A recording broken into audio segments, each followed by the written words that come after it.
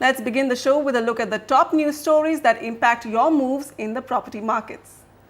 The Supreme Court today has ordered status quo on an Allahabad High Court order to demolish Supertech's 2 under-construction towers in Noida.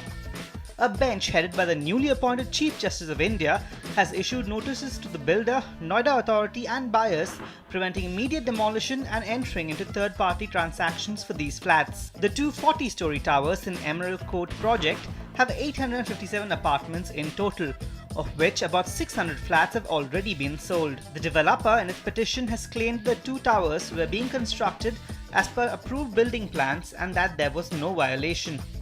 The Embassy Group and its joint venture partner, private equity firm Blackstone, have acquired a 60% stake in a business park for 1,200 crores. Vrindavan Tech Village, now renamed Embassy Tech Village, is spread over 106 acres on the outer ring road in Bangalore with commercial, retail and residential spaces. After this acquisition, Embassy Office Parks would have over 20 million square feet of commercial real estate space. According to Chairman and MD Jeetu Virwani, Embassy Group has now over 1,50,000 park users across 4 business parks with tenant relationships with over 100 companies. Realty firm Puravankara Projects has sold a 50% stake in its upcoming project at Kochi to Shobha developers for 326 crores.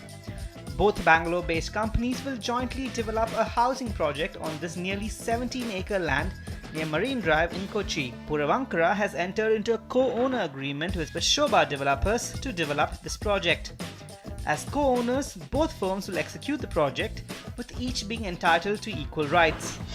Sales bookings of Godrej properties rose by 77% to over 1,000 crores in the fourth quarter of the last fiscal, despite the market slowdown.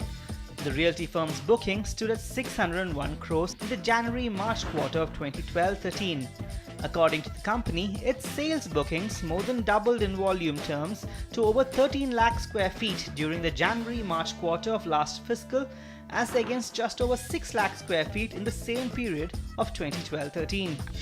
The Kerala government is planning to introduce a slew of measures to streamline the real estate sector in the state. The steps include setting up a real estate authority, an online registration facility for developers, and amendments to the Coastal Regulation Zone Act. According to the State Minister for Urban Affairs, the government is giving final touches to the Real Estate Authority Bill, and a draft of the proposed bill will be available in the public domain within a month.